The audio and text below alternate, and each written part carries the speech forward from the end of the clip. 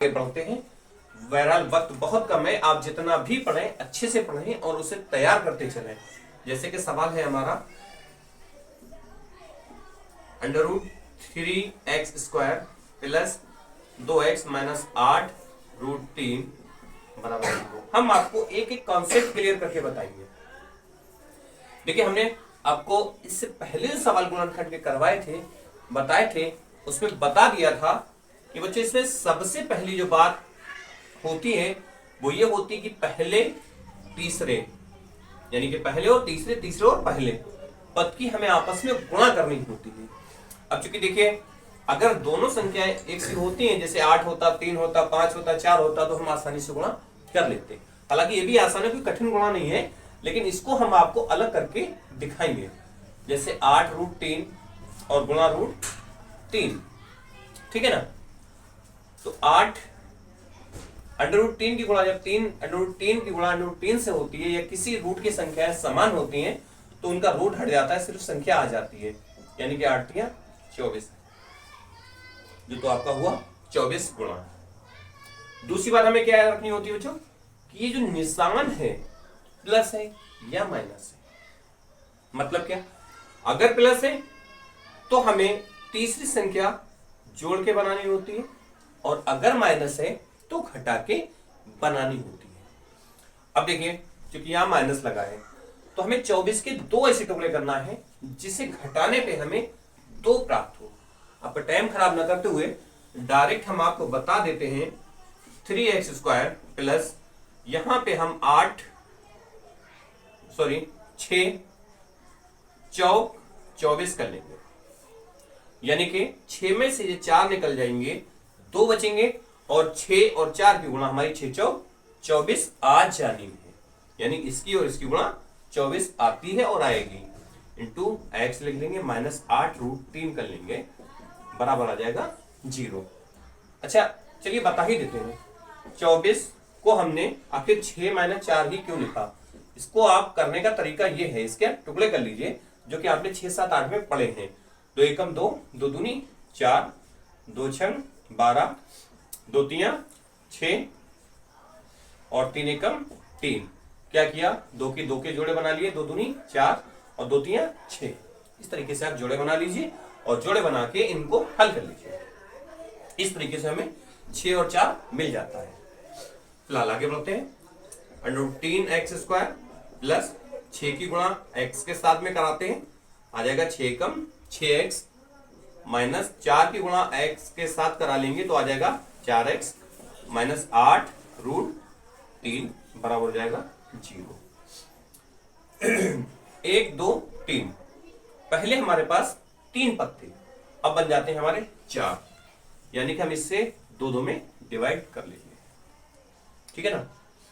अब देखिए, यहां पे √3 है, यहां पे 6 है। अब हम किस तरीके से क्या कॉमन लें, आप देख सकते हैं कैसे लेंगे। आप देखिए, ये जो 6 लिखा हुआ है हमारा, ठीक है ना, 6, इस 6 को हम क्या लिख सकते हैं ये देखने की आप जरा कोशिश करिए। क्या हम इसे 2 गुणा √3 गुणा √3 लिख सकते हैं? जी हाँ, बिल्कुल। कैसे, देखिए, अभी इससे पहले भी हम लोगों ने ऊपर गुणा किए √3 की गुणा 3 से, यानी √3 की गुणा जब 3 से कराएंगे तो ओनली 3 आएगा, यानी कि 2 गुणा 3 बराबर 6 बन जाएगा। यानी कि इस 6 को हम इस फॉर्म में, इस रूप में लिख सकते हैं, ठीक है ना। तो यहां से हम √3 और x कॉमन निकाल लेंगे। √3 और x निकल जाता है जब, तो हमारा एक x बच जाएगा, क्योंकि x² है, यानी कि 2x है, प्लस अब यहां से x तो निकल गया था 6, तो जब 6 को हम इस फॉर्म में लिख सकते हैं, और ये हमने बाहर निकाल लिया है, ये वाला √3, तो यहां हमारा बच जाता है 2 √3। इतनी बात बच्चों ये कंप्लीट हुई हमारी, ठीक है ना। अब यहां देखिए, माइनस यहां 4 है और यहां 8 है, इसकी भी बात ही मत करिए। तो हम यहां पहले सीधा सीधा 4 निकाल लेंगे। क्यों निकालेंगे, देखिए, जब 4 निकालेंगे तो बचेगा हमारा x, 4 दूनी 8, क्योंकि माइनस, ये माइनस माइनस प्लस हो जाएगा, 2 4 दूनी 8, 2 √3 इक्वल 0। समझ में आया कि यहां से 4 निकाला तो 4 जब निकला तो x बचा, माइनस ने इस माइनस को प्लस किया, माइनस माइनस प्लस, और 4 दूनी 8 यानी कि 2 और रूट 3 ऐसे आ गया। दूसरी बात हम आपको पहले भी बता चुके, अगर आप सही हैं सवाल में तो ये आपकी दोनों समीकरण एक सी आनी चाहिए, चूंकि आ भी गई यानी कि हम लगभग ठीक ही हैं, कहीं गलत नहीं हुए भी। आगे का लिखिए x प्लस 2 रूट 3, यहां से भी कॉमन है यहां से भी, यानी कि इसे हम एक बार लिख लेंगे। बचा हुआ अगली तरफ लिख लीजिए, यानी कि रूट 3x माइनस 4 बराबर 0। समझ में आ गई? क्या करते हैं, इसे आंसर लिख सकते हैं पर लिखेंगे नहीं, क्यों? क्योंकि इसे हमें भी और हल करना है। यदि x प्लस 2 रूट 3 बराबर 0 तो x बराबर आ जाएगा माइनस 2 रूट 3, ठीक है ना। यदि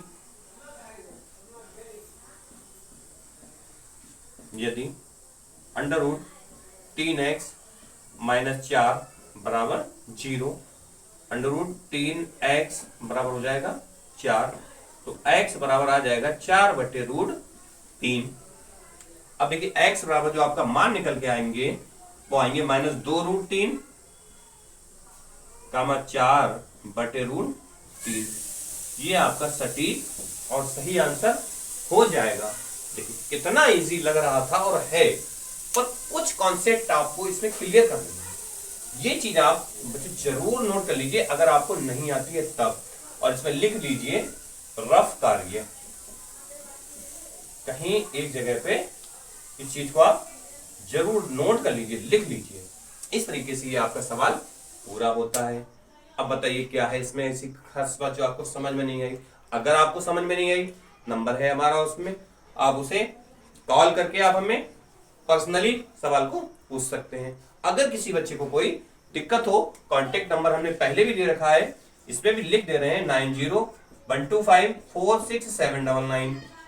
आप इस पे कॉल करके और अपने कॉन्सेप्ट को क्लियर कर सकते हैं और अच्छे से। अगर आपको किसी भी सवाल में कोई भी प्रॉब्लम, किसी भी सब्जेक्ट की नहीं, ओनली मैथ और साइंस की, किसी भी चैप्टर की कोई भी प्रॉब्लम हो आप हमसे क्लियर कर सकते हैं पर्सनली। बहरहाल मिलते हैं अगली वीडियो में। That's all.